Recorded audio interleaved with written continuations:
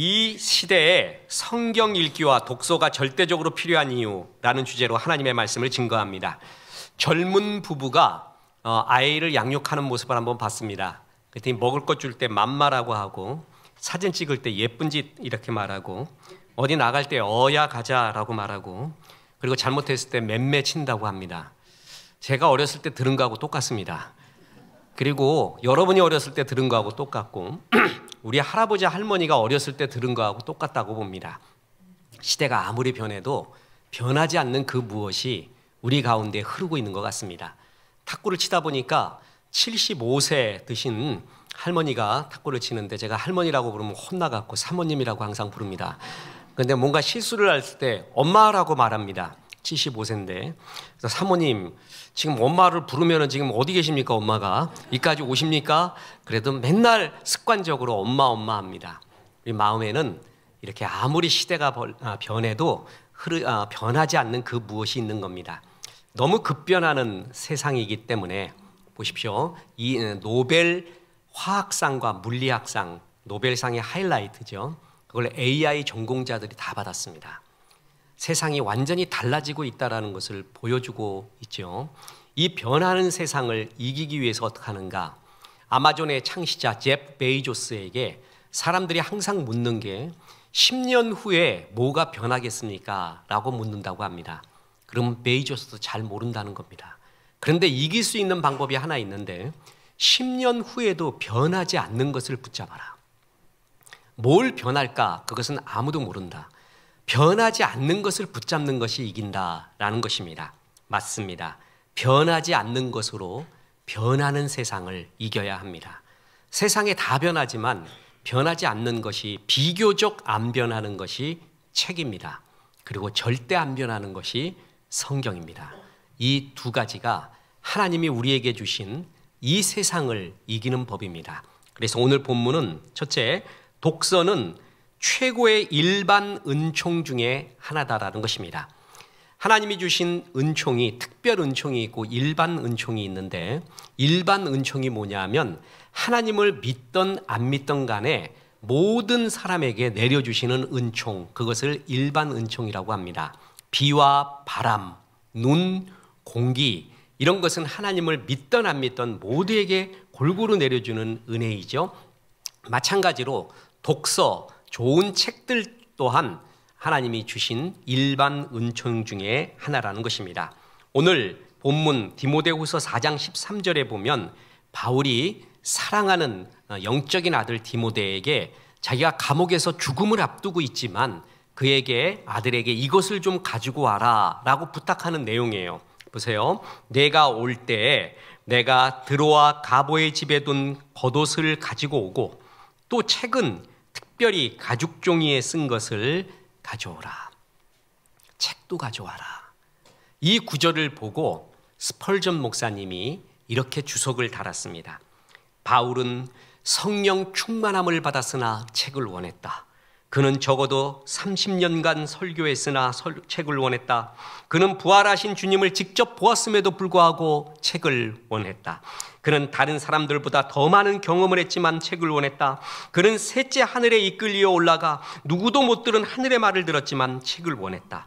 그가 신약 성경의 많은 부분을 기록했음에도 그는 책을 원했다. 얼마나 멋진 표현입니까? 바울 사도도 이렇게 독서를 했습니다. 이 독서를 하면은 아이에게, 청소년에게, 지금 직장 생활과 사업을 하는 사람에게, 노인들에게 전부 유익이 있습니다. 아이들에게는 무엇보다도 뇌 발달에 영향력을 줍니다. 그림을 한번 보시기 바랍니다. SBS에서 방송됐던 건데, 독서를 하고 게임을 하는 아이의 뇌를 촬영해 봤더니 독서를 할 때 어떻게 돼요? 전두엽이 굉장히 발달해 가는 것을 봅니다. 활성화가 되는 걸 봅니다. 전두엽은 뇌의 사령탑입니다.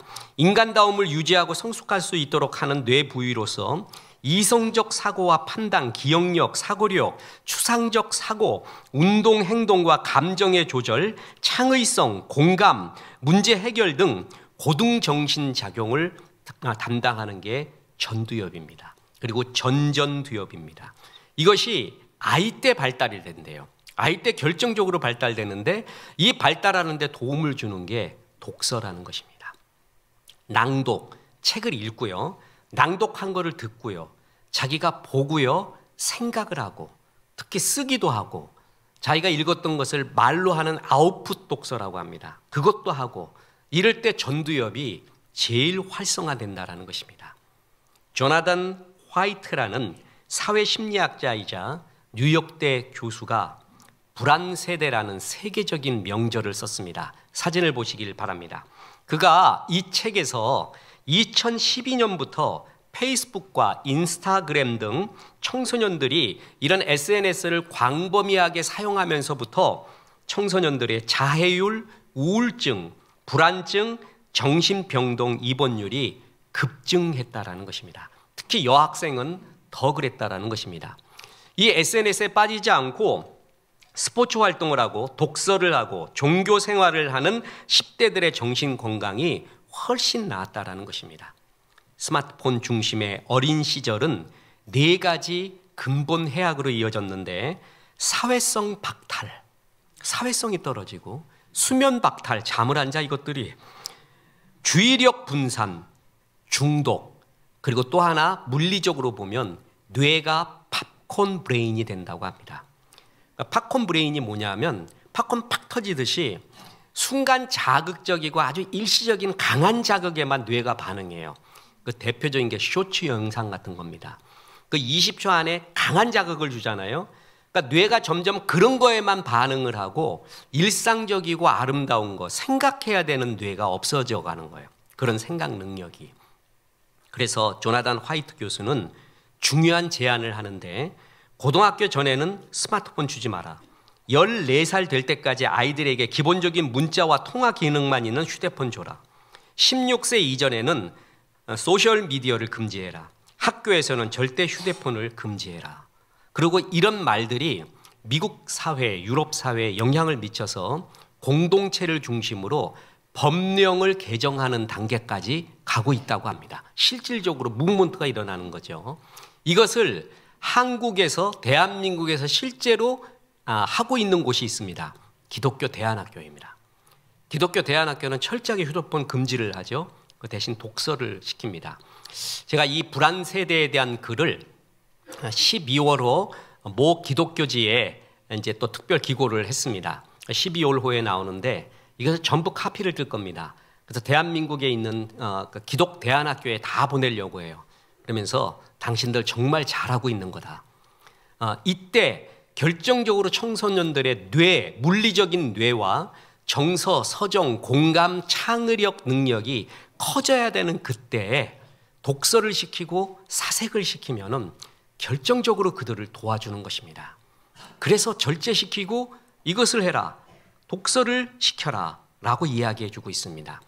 자, 그러면 이렇게 우려하는 사람도 있습니다. 그러면 목사님, 얘들이 지금 4차 산업혁명 시대에 뒤처지지 않을까요? 디지털 사용을 안 하면은요, 아무 염려하지 마십시오. 주기 시작하잖아요. 그러면 한 달 만에 바로 복구됩니다. 한 달 만에 바로 따라갑니다. 아이들. 염려할 거 없습니다. 군대 갔다 본 사람 압니다. 제 첫째 아들, 둘째 아들 다 갔다 와서 군대물이 언제 빠지는가 제가 확언을 했습니다. 예언을 했습니다. 다음 날 빠진다. 그래서 올해도 안 가요. 그 다음 날 빠져요. 올해도 안 가요. 저는 한 3일 갔습니다. 군대 생활 그때는 아주 좀 조금 이렇게 좀 빡세게 했죠. 이른바 그러니까 전화를 딱 받는데 통신보안 정보처 한병장입니다. 딱 그게 나오더라고요. 이게 몇 번 나오더라고요. 습관이 돼서 우리 애들을 봤더니 그 다음 날이 아니라 그날 저녁에 빠지더구만. 아무 염려하지 마세요. 디지털 얘네들한테 청소년기에 안 줬다고 해가지고 얘들이 뒤터진다? 절대 안 그렇습니다. 그때 그냥 그런 SNS에 빠져있는 애들이 갖출 수 없는 정서, 서정, 그리고 창의력, 그리고 전두엽의 발달, 공감 능력, 그때 배우는 겁니다. 그것이 굉장히 소중하다. 그래서 어린 시절과 청소년 시절의 독서가 중요하고요. 지금 현역인 직장인과 사업가들에게는 공감 능력과 창의력을 줍니다. 미시건대 연구 결과에 디지털 시대 속의 요즘 대학생들은 20, 30년 전의 대학생들보다 40%나 공감 능력이 떨어졌다는 겁니다. 공감 능력이 없는 시대거든요. 그러면 역으로 말해보겠습니다. 역발상으로 공감 능력을 가지고 있는 애가 이긴다는 얘기입니다. 그죠? 지금 시대는 공감의 시대입니다. 좋아요가 곧 능력이 되고 돈이 되는 시대잖아요. 좋아요가 뭐죠? 공감이에요. 공감 능력. 이것은 지금 4차 산업혁명 시대에 인공지능이 많이 따라올 수 없는 굉장히 중요한 인간의 고유 능력 중에 하나입니다. 이것은 독서를 통해서 많이 개발이 된다는 거죠. 공감하지 못하면 신앙인으로서는 바리새인이 되는 겁니다. 신앙인 중에 제일 괴로운 사람이 바리새인 볼 때입니다. 바리새인의 특징, 공감 능력이 없습니다. 학술지 사이언스에 보면은 문학성이 높은 소설을 읽으면 타인을 공감하는 능력이 향상된다라는 것입니다. 시와 예술을 즐기는 경험, 그리고 스토리, 소설이지요. 남의 이야기를 많이 들었을 때 자기를 성찰하고 공감 능력을 가지게 된다는 것입니다. 카이스트에 이광형 총장님이 있습니다. 이분이 아주 구수한 옆집 아저씨 같습니다. 대중활동도 많이 하시고 모자 쓰고 나서 춤까지 추는 분이에요. 그분 사진 보십시오. 이분이 KBS에 나와서 인공지능 시대에 인문학을 공부해야 살아남는다는 거예요. 그러니까 자연과학적 지식만 갖고 되질 않고, 그러면서 자기의 제자였던 넥슨 만든 김정주 회장, 네이버 창업자인 이혜진 회장들을 예를 들면서 카이스트에 이들 제자로서 공부하고 있는데 이놈들이 뭔가 달랐대요. 그래서 뭔가 달랐냐 하면 괴짜적인 생각도 있고, 또 하나 지독하게 책들을 읽었다는 거예요. 책을 그렇게 많이 읽어서 좀 다른 생각을 하더래요. 그 다른 생각을 자기의 갖고 있는 자연과학적 기술과 결합을 시켜가더라는 거죠. 잡스가 얘기했던 것과 똑같습니다.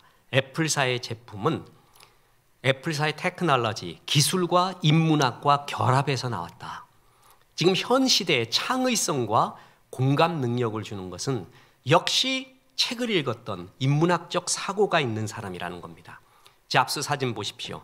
이 사람이 했던 유명한 말 중에 하나가 소크라테스와 오후 한나절을 보낼 수 있다면 애플사의 모든 기술을 주고도 아깝지 않다. 그만큼 인사이트를 얻는다는 거죠. 그런데 지금 소크라테스를 만날 수가 없잖아요. 만날 수 있는 방법이 있습니다. 책을 통해서입니다. 죽은 사람, 내가 지역적 차이 때문에 만날 수 없는 사람, 감히 만날 수도 없는 사람, 전부 만날 수 있는 게 독서를 통해서입니다. 제가 테스트까지 했다 그랬죠. 독서를 통해서 그 사람을 아는 싱크로율이 80% 이상이었습니다.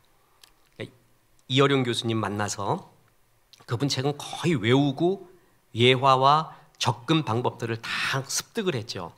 그러니까 대화 중에 이분이 무슨 대화를 할 것 같다, 이런 예화를 쓸 것 같다, 대화 중에도 또한 강의 중에도 어떻게 스토리를 전개해 나갈 것 같고 어떤 예화를 쓸 것 같고 사회자가 이런 질문을 하면 어떻게 대답할 것 같다라는 것을 예상을 해봤습니다. 그 예상의 80%가 맞았습니다. 싱크로율. 제가 무슨 돗자리 깔고 있는 점쟁입니까? 그걸 알게 그의 책을 통해, 그 책을 몇 번 보고 습득을 하잖아요. 그럼 그 자리에 앉는 거예요. 그를 느끼는 거예요. 우리는 한 사람의 인생만 살지만 여러 책을 읽다 보면 여러 사람의 인생의 인사이트들, 통찰력, 그의 경험, 모든 것들을 배우게 되는, 그래서 하나님이 최고로 우리에게 선물 주신 게 바로 독서라는 것입니다. 제 첫째 아들 현수가 아빠, 옛날에 스티브 잡스와 빌 게이츠가 있었는데 스티브 잡스와 빌 게이츠를 합쳐놓은 사람보다 더 뛰어난 사람이 지금 있대요. 누구냐 그랬더니 일론 머스크래요. 일론 머스크는 그 둘을 합쳐놓은 것보다 다른 진짜 시대의 천재래요. 동의합니다. 지금 시대의 아이콘은 일론 머스크입니다. 맨하탄 프로젝트라고 있습니다. 미국이 세계 대전을 종전하기 위하여 맨하탄 프로젝트를 하면서 오펜하이머 중심으로 해서 원자탄을 만들었죠. 제2의 맨하탄 프로젝트. 지금 중국과 세계에 뒤처져 가고 있는 그 미국이 만회하기 위한 제2의 맨하탄 프로젝트. 그것은 뭐냐면 AI, 인공지능입니다. 그것의 선두주자 중심에 기틀을 잡고 준비하고 있는 사람이 일론 머스크입니다. 시대는 지금 일론 머스크가 아주 완전히 시대의 아이콘으로 되어 있는 사람이죠. 그 사람 사진 보십시오. 세계적인 전기 자동차 테슬라, 우주선 만드는 스페이스X, 인간의 뇌와 컴퓨터를 연결하는 뉴럴링크사, 그리고 실제 영화 아이언맨의 롤모델, 실제 주인공이죠. 이런 그것뿐만이 아니라 이 사람한테 지금 AI가 이제 집중되며 연구하고 있죠. 이 사람한테 더 놀랄 사실은 그 다음 사진 보십시오. 1만 권의 독서를 한 뒤 사업을 시작한다. 나의 상상력은 독서에서 나온다. 뭔가 생각이 다른 사람이 있어요. 창의력 있고 시대를 이끌어가는 사람들이 있어요. 그 사람들의 특징은 인문적 독서의 상상력, 창의력이 있다는 것이죠. 안 그렇잖아요? 그럼 그냥 따라갈 뿐입니다. 이끌어가기 위해서는 바로 이건 뭔가의 능력이 있어야 되는데 그게 바로 독서에서 나오는 창의성과 공감력이라는 것입니다. 어린아이한테 뇌 발달에 그리고 생각에 영향을 주죠. 청소년들한테도 뿐만 아니라 지금 어른들, 현역 사업가와 직장 가진 사람한테 독서가 영향을 미칩니다. 그럼 노인들은 어떨까? 마찬가지입니다. 노인들, 우리의 특히 대한민국 할아버지 할머니들 너무 착해요. 이분들이 몸이 아프면은 아프다라는 것보다 내가 내 새끼들한테 어떻게 폐를 끼치면 안 될 텐데 하는 생각이 더 많으셔. 참 착해요. 우리 부모님들은 정말 착해요. 이게 아이들이 이걸 알는지 안 알는지 모르는데 그래서 건강에 굉장히 관심이 많습니다. 그러면 노인 건강을 위해서 크게 세 가지입니다. 인지활동, 신체활동, 사회활동, 이게 3대 요소잖아요. 다 알고 있는 겁니다. 그래서 베이징 대학 신경과학과 연구팀이 210만 명을 대상으로 전 세계 38개국을 연구하고 이들을 3년에서 44년 동안 추적 조사를 해봤어요. 그래서 어떻게 해서 노인 건강을 이루는가? 뇌가 일단 쇠퇴하지 않아야 된다는 거예요. 이 뇌가 쇠퇴하지 않고 계속 발달해가며 신선하기 위해서 필요한 것이 인지활동, 그래서 생각을 하라는 거예요. 거기에 제일 좋은 게 즐거운 독서, 일기 쓰기, 라디오 듣기, 악기 연주하기, 공예품 만들기, 이런 거를 할 때 인지활동이 저하되지 않고 계속 떨어지지 않았다. 신체 활동을 위해 걷기, 달리기, 수영, 자전거 타기, 요가, 춤, 근력운동, 이럴 때 지속적으로 뇌에 산소 공급이 된다. 사회활동해야 된다. 수업에 참여하고 사교 클럽에 가입하고 자원봉사, 좋은 친구와 시간 보내기. 여기서도 너무 재밌는 게 그냥 친구가 아니라 좋은 친구라고 합니다. 나쁜 친구하고 있으면 더 힘들어지나 봐요, 내가. 좋은 친구와 시간 보내기, 그리고 종교활동. 이런 일들을 할 때 사람들이 젊음을 유지한다. 저는 이 세 가지가 다 있는 것이 교회라고 봅니다. 교회에서 즐거운 일들, 잘 먹기도 하고 때로 운동도 하고 야유회도 가고 성가대 찬양도 하면서 활동을 하고요. 여기서 좋은 만남을 가지잖아요. 세상 만남도 아닌, 그리고 성경을 보고 독서를 하고 그 모든 것이 있는 게 교회 활동이에요. 그래서 나이 들수록 교회 활동 잘하면은 더 아름답고 신선해지는 게 많이 있다라는 이야기입니다. 이렇게 3대 영역을 조사해 본 결과, 그 베이징대 결과가 인지 활동을 잘하면 치매에 걸릴 위험이 23% 줄었고 신체 활동은 17% 감소시켰으며 사회 활동은 7%의 치매 발병 위험을 낮췄다. 그러니까 3대 요소 중에 인지 활동이 굉장히 중요하다는 거예요. 책 보고 생각하고 계속 글도 쓰고 하는 게 그게 결정적이었다라는 것입니다. 그래서 또 사진 보십시오. 세상 이기려면 집중력이 있어야 되는데 돋보기의 힘은 집중의 힘이죠. 그래서 종이를 태우잖아요. 집중력에서 제일 집중력을 잘 일으키는 게 독서다. 그리고 1시간 독서 때는 치매 발병 확률을 40%나 낮아지게 하고 종이책을 안 읽으면 뇌 안에 깊이 읽기 회로가 사라져간다. 7살 때 책 읽기 능력이 이렇게 습관이 길러지면 42살 때 사회적 지위를 가를 정도다. 그만큼 하나님이 이 독서에 힘을 주셨습니다. 뿐만 아닙니다. 독서는 자기 환희를 줍니다. 기쁘다는 것이죠. 내가 하나님의 형상대로 지음을 받았다라는 그 환희를 독서를 통해 느낍니다. 모 TV 프로에 나온 이야기인데 어느 엿장수 청년이 있었습니다. 그는 최상의 엿장수가 되기 위해 뭔가 튀는 실력이 있어야 된다. 남들이 없는 실력을 가지고 있어야 된다 그래갖고 마술사를 찾아갑니다. 그래서 모진 훈련 끝에 마술을 전수받았어요. 모든 과정을 마친 날 마술사 스승은 제자 엿장수를 갖다 놓고 결정적인 마지막 훈수를 해줍니다. 그 훈수가 뭐냐 하면은 네 스스로가 즐겁지 않으면 보는 사람도 즐겁지 않다. 멋진 말이에요. 내가 즐거워야 돼요. 그래야 듣는 사람이 알아요. 불은 불이 붙입니다. 내가 불이 없는 사람이 불을 붙일 수가 없습니다. 목회자로서 성도에게 줄 수 있는 최고의 선물은 뭐냐 하면 목회자 스스로가 하나님의 깊은 셈에 닿아서 하나님이 주시는 은혜와 영광으로 충만한 것을 보여주는 거예요. 내가 진짜 충만해야 돼요. 그게 성도에게 줄 수 있는 최고의 선물입니다. 부모가 자녀에게 줄 수 있는 것도 그렇습니다. 우리 엄마 아빠 밥은 잘해주고 용돈도 잘 주는데 맨날 얼굴이 세상 죄를 짊어지고 가는 하나님의 어린 양같이 계속 그냥 얼굴이 그래요. 그건 예수님이 하셨는데 애들이 부담스러워 죽겠어. 언제 터질런지 모르겠어요. 아이들에게 줄 수 있는 최고의 선물도 내가 풍성한 것이죠. 그때 이 독서가 우리에게 얼마나 좋은 풍성함을 주는지 모릅니다. 크리스티앙 보뱅이라는 작가가 있습니다.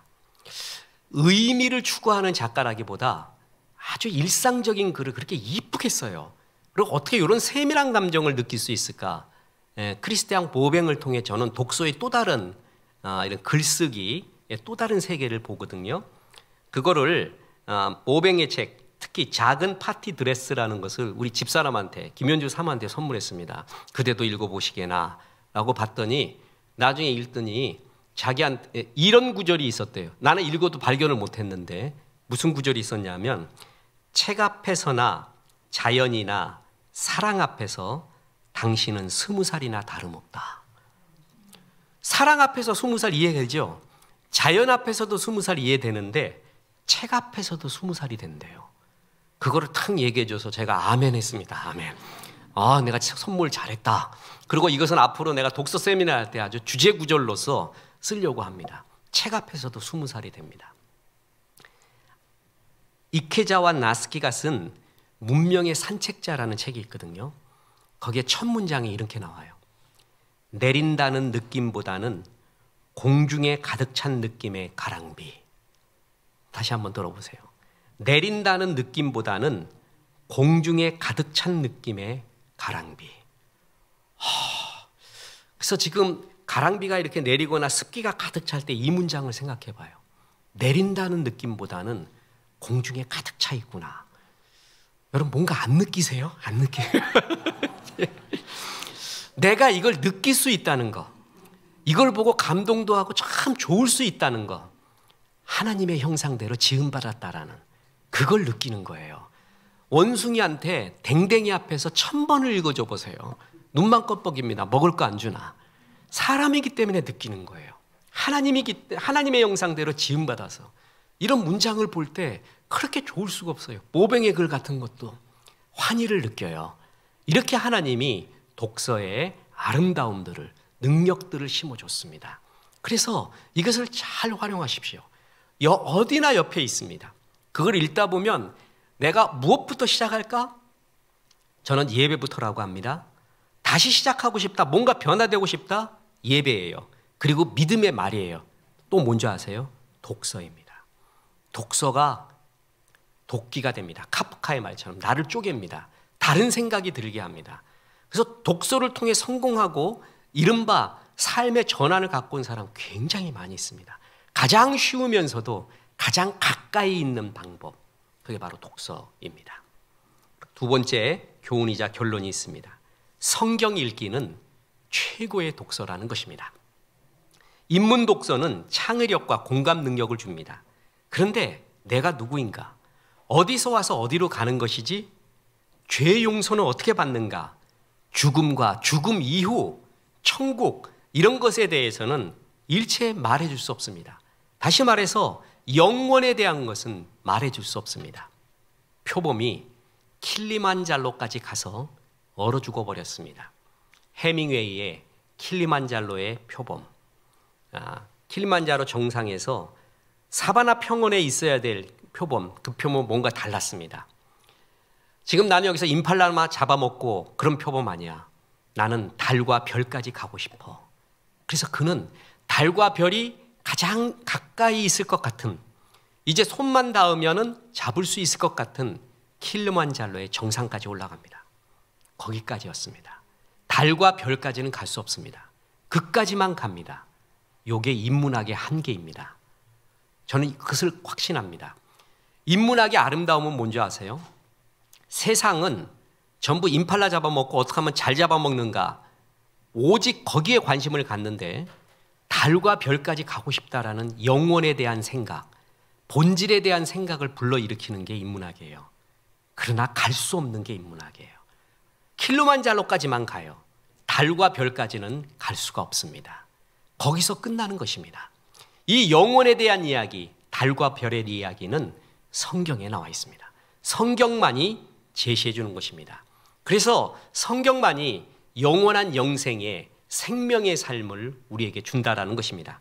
요한복음 20장 31절에 오직 이것을 기록함은 너희로 예수께서 하나님의 아들 그리스도이심을 믿게 하려 하며 또 너희로 믿고 그 이름을 힘입어 생명을 얻게 하려는 함이니라.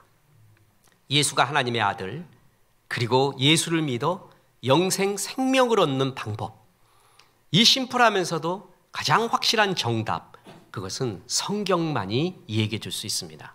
어떤 인문학 책도 이걸 얘기해 줄 수 없습니다. 또한 성경은 살아계신 하나님을 체험하게 합니다. 여러분, 여러 체험도 있지만 말씀 체험을 하십시오.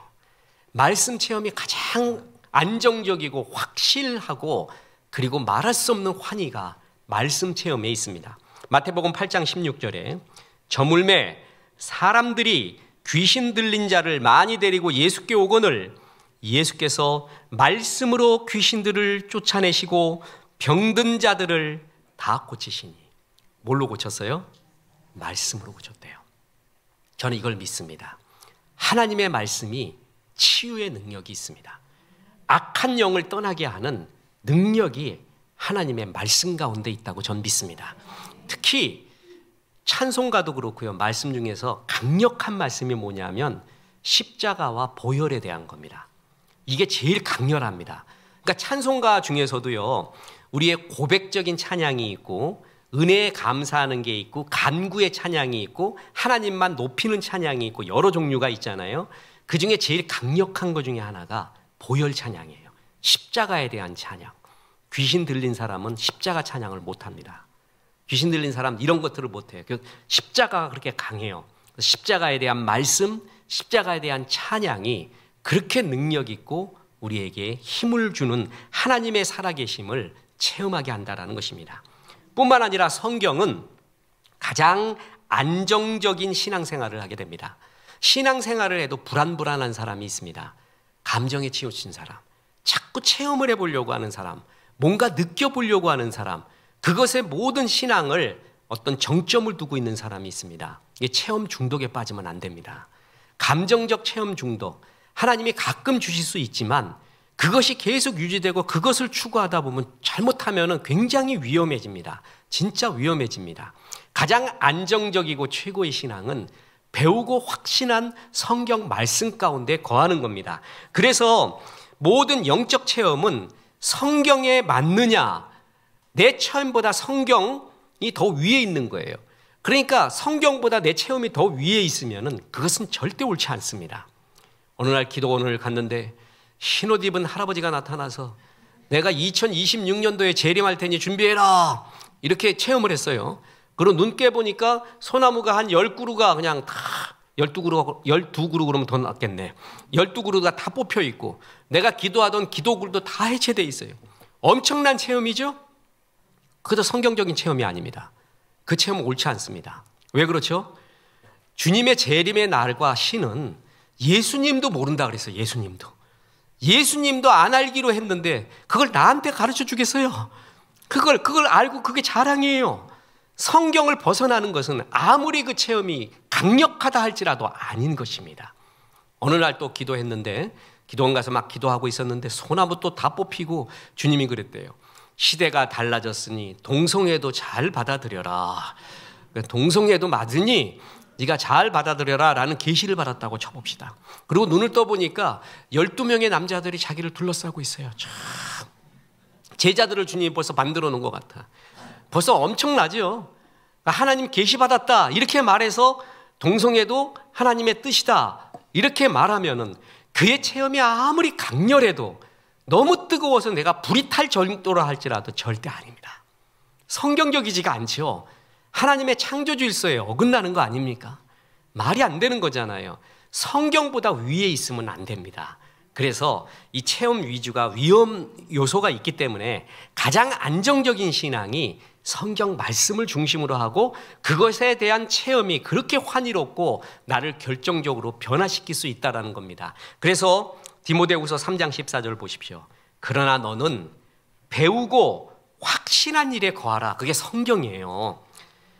너는 내가 누구에게 배운 것을 알며 또 어려서부터 성경을 알았나니 성경은 능히 너로 하여금 그리스도 예수 안에 있는 믿음으로 말미암아 구원에 이르는 지혜가 있게 하느니라.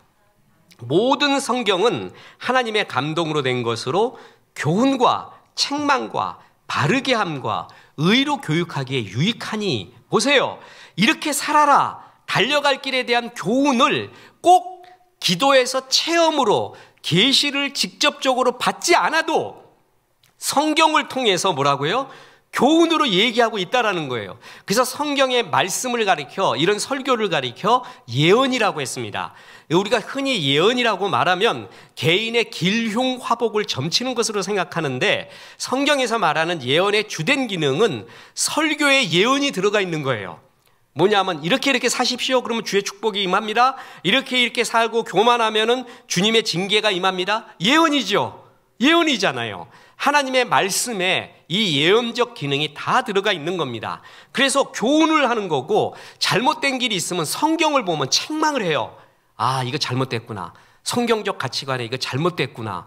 꼭 다시 말합니다. 계시를 받지 않아도 뜨거운 체험하지 않아도 잘못됐다는 걸 성경이 책망을 하고 이렇게 살아라 다시 바로 가게끔 하고 하는 것이 성경에 다 나와 있다는 것이죠. 그래서 성경적 신앙관이 그렇게 중요합니다. 그래서 디모데후서 3장 17절에 이는 하나님의 사람으로 온전하게 하며 모든 선한 일을 행할 능력을 갖추게 하려 합니다. 온전하게 하고 능력 주는 게 뭐라고요? 성경이라는 것입니다. 제가 대학 다닐 때 이 뜨거움에 하도 뜨거워서 옆에 사람 태우기도 하고 그렇게 했는데 얘기했죠. 저는 고3 대학교 1학년 들어갈 때 대학 생활을 하나님께 드리자라고 하면서 그때 기도원 가서 금식하면서 기도를 했습니다. 오산리 기도원. 최자실 목사님이 살아계셨을 때 조영교 목사님 장모님이죠. 그날 하루만은 자기가 한 명한테만 안수하겠대요. 왜 그렇게 말씀하셨는지 모르는데 그날 집회하는데 한 명한테만 안수하겠대요. 전 당연히 저라고 믿었습니다. 그래갖고 저 뒤에서부터 로켓처럼 뛰어갔죠. 저요 하고 뛰어갔어요. 할렐루야 하고 뛰어간 거예요. 그리고 그 앞에 쫙 무릎 꿇고 앉아버렸어요. 그때 이제 좀 웃겼나 봐요. 최자실 목사님이 웃으면서 그때 이 머리 헤어스타일이 꽤 괜찮았습니다. 예수님 같은 머리였습니다. 꽤 길었어요. 저는 그때 이 사진을 공개를 못합니다. 제가 목회를 못할 것 같아갖고 꽤나 괜찮았습니다. 머리도 이렇게 길고 그랬습니다. 거기다 묶은 것까지 알아요. 옛날에는 묶기까지 했고 그래가지고 기도를 딱 하시는데 딱 손을 얹자마자 방언 기도가 나왔습니다. 근데 그 방언이 우따따따 왔따따따 코카콜라가 아니라 아주 유창한 그 중국어가 나왔습니다. 그러니까 최자실 목사님이 그걸 보고 참 아름다운 방언이래. 우리 기도원이 방언의 은사가 있는데 이렇게 아름다운 방언 많이 못 들어본다면서 굉장히 아름다운 방언이라고 했습니다. 참 좋았습니다. 그때 제 마음에 세 가지가 들었습니다. 하나님의 정말 은혜로 방언 받았구나. 또 하나 중국 선교가라는 건가?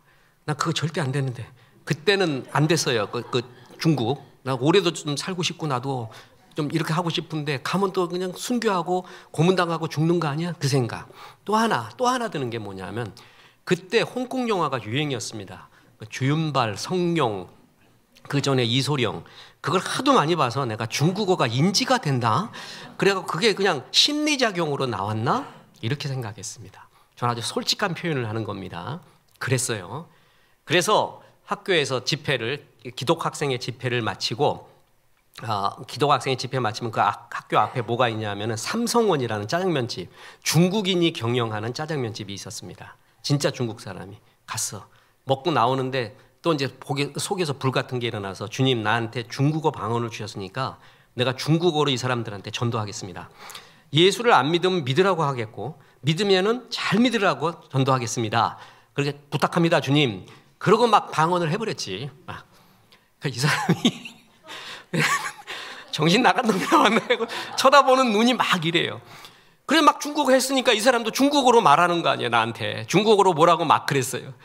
나는 듣는 은사 방언을 안 받았거든. 내가 하는 방언은 받아도 내가 그 해석의 그 어떤 은사는 받지 않았어요. 갑자기 겁이 확 나는 거예요. 할렐루야 하고 그냥 나와버려 도망가 버렸죠. 응? 그렇게 됐을 때도 즐겁고 또 하나 2대 처녀 점쟁이한테 찾아가서 예수 믿으라고 내 동료하고 가서 점쟁이 찾아가고 그리고 실제로 어디 갔냐면은 공동묘지를 진짜 갔습니다. 그래서 나와보라 그랬습니다. 귀신 나와보라 막 소리 질렀어요. 근데 진짜 무섭더라고. 무서운 게 왜 그러냐면 귀신이 무서운 게 아니라 사람이 무서워. 거기 좀 정신 나간 사람 칼 들고 있다가 나왔다 임마 그래갖고 찔르면 그거 어떡할 거예요. 그래서 얼른 도망갔지. 맷소리 하고 선포하고 그냥 도망갔어요. 왜 이런 거 했느냐. 그런 뜨거움, 주님 앞에 서기 위한 무엇인가를 찾기 위한 뜨거움, 그게 하나님 앞에 있었어요. 그리고 이게 능력인 줄 알았습니다. 근데 대학 다녔는데 기독학생회에서 한 선배님이 아주 굉장히 열심인 선배님인데 방학 때 안 보이는 거야 이 친구가. 선배님이 한 달 동안에 안 보여요. 그러더니 이제 나타났어요. 그래서 어디 아팠는가 여행 갔는가 이랬어요. 딱 하더니 자랑을 하는 거예요. 뭐냐면 야 재우가 나 한 달 동안에 신구약 성경 다 읽었다 그러는 거예요. 한 달 동안에 밥만 먹고 성경만 읽었대. 그래서 거기 그 구절 중에 이러한 게 은혜가 됐대. 그리고 얘기를 해줘요. 근데 그 구절이 그때 그 은혜 받았다라는 구절을 말해주는 게 하나님이 나한테 말하고 있는 것 같았어요. 가슴에 팍팍 박히는 거예요. 그 성경을 그때부터 죽어라고 읽어댔습니다. 성경을 읽고 그 다음에 이 성경이 얼마나 능력이 있고 이것이 내 인생에 잘 박힌 못이 되는지를 체험해 가기 시작을 했습니다. 자 보세요. 전도서 12장 11절에 지혜자들의 말씀들은 찌르는 채찍들 같고 회중의 스승의 말씀들은 잘 박힌 못 같으니 다 한 목자가 주신 바이니라. 잘 박힌 못. 오늘날 그게 이만큼 들어오면서 하나님 나에게 잘 박힌 못 같은 하나님의 말씀들을 주십시오. 체험들도 좋아요. 근데 그건 불안정해요. 뭔가 그 체험이 내가 위기의 순간에 그리고 어떤 결정적인 순간에 그것이 나에게 어떤 힘을 주는 원동력이 되지 못해요. 근데 하나님의 말씀이 임하잖아요. 그리고 그 말씀이 나한테 잘 박힌 못이 되잖아요. 흔들림이 없는 그리고 감정의 상태와 환경과 좌우 안 되는 최고의 잘 박힌 못으로 들어오는 것을 체험을 하기 시작합니다.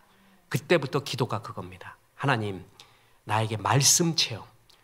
에베소서의 성령 충만은 골로새서에서 말씀 충만이라고 재해석되고 있습니다. 오늘날 송구영신 예배 때 하나님이 너에게 뭘 주실까라고 물어봤습니다. 그래서 야, 참 요즘도 나 송구영신 예배만 가까이 되면 그 음성 좀 들려주면 얼마나 좋을까. 그러면 난 그때 너무 어렸어요. 지금은 제가 3가지 준비하고 있습니다. 딱 말씀만 하십시오. 바로 나오겠습니다. 요 3가지가 인생 살다 보니까 너무 필요해서 달라고 할 텐데 그때는 딱 한 가지만 구했어요. 뭐냐 하면 엠마오 제자들에게 주님이 했던 것처럼 너에게 성경을 풀어주실 때, 우리에게 성경 풀어주실 때 가슴이 뜨겁지 아니하더냐. 저는 그렇게 살고 싶습니다. 나에게 성경 해석 쉽고 깊게 내가 갖고 있는 인문학적 지식 또 성경에서의 영감을 다 결합해서 이 말씀을 정말 잘 전하고 싶습니다. 그거 하나 딱 기도 제목 냈어요. 너무 감사하고 지금 너무 후회도 하고 내가 지금 다시 물어보면 내 세 가지 다 분명히 주시는데 잘 박힌 못, 그게 흔들림이 없는 신앙의 원천이 됩니다. 요한복음 3장 16절, 하나님이 나를 이처럼 사랑했대요. 저는 그 구절 갖고 구원을 받았습니다. 나의 잘 박힌 못 한 가지입니다. 전도서 3장 11절, 인간은 영원을 사모하는 존재래요. 이 구절처럼 멋진 구절 없습니다. 모든 저수를 할 때, 세미나를 할 때, 일반 대중들한테 강연을 할 때 이 구절을 근간으로 합니다.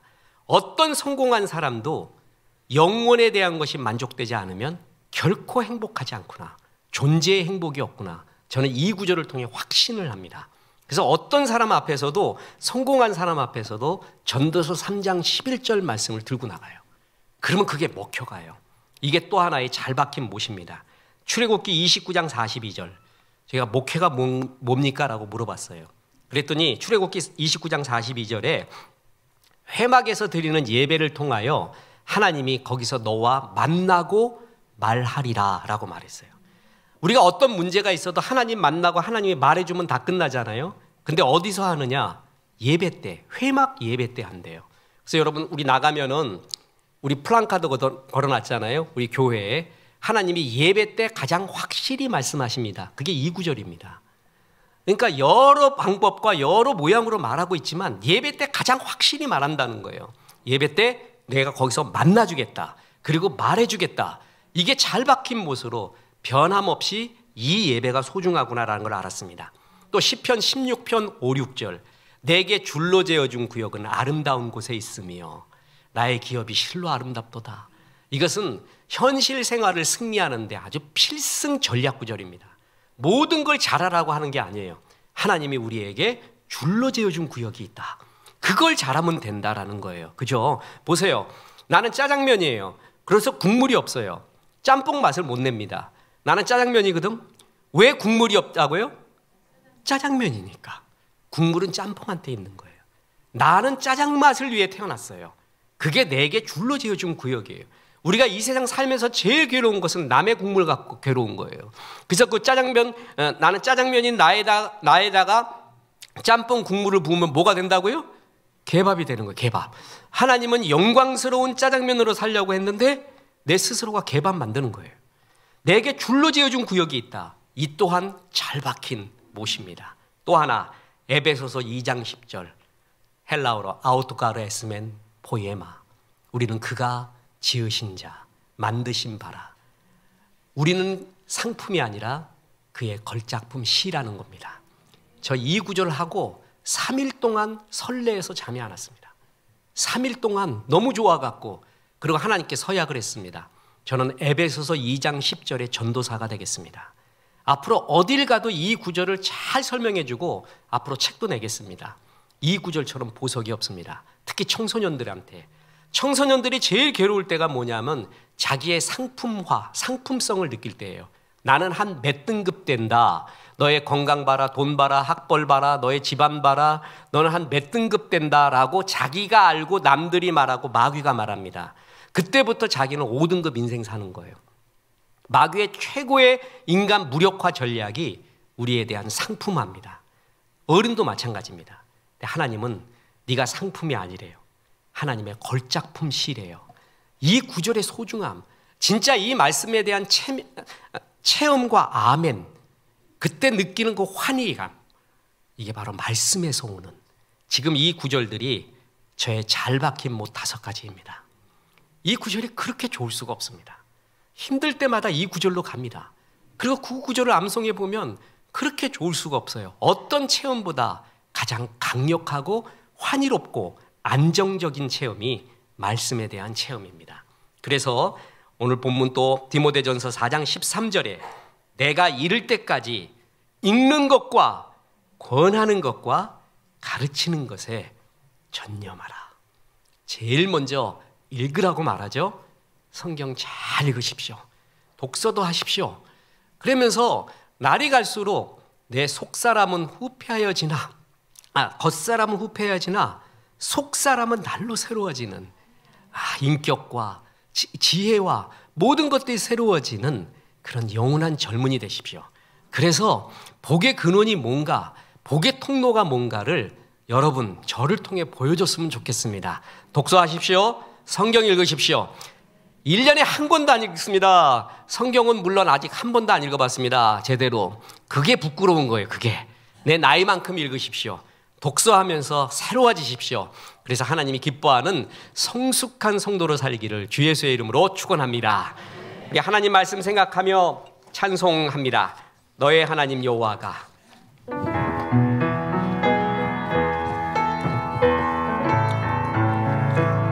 성령님 독서하고 성경 읽으라 권면하심이 이 말씀에 아멘한 성도들에게 함께 하셔서 이제부터 끝날까지 크신 영광 받으시옵기를 우리 구주 예수 그리스도 이름으로 축원하옵나이다. 아멘.